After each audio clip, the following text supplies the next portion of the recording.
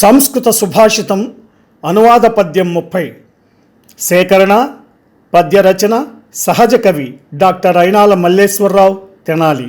గానం గానకళారత్న శ్రీ వెంపటి సత్యనారాయణ తెనాలి.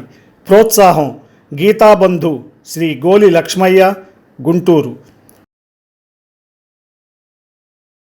సుభాషితం. గతే శోకో న కర్తవ్యః భవిష్యం నైవ చింతయే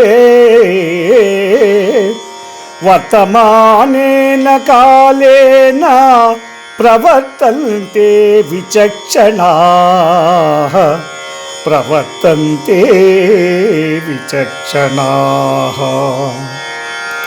భావం: గడచిన కాలం గురించి దుఃఖించుట గాని, రాబోయే కాలం ఎలా ఉంటుందోనని భయపడటం గాని మాని ప్రస్తుత కాలంలో కార్యశీలిగా ఉండటం తెలివైన వారి లక్షణం. గడచినట్టి కాలముకై వగచుటగాని వచ్చు కాలముకై భయపడుటగాని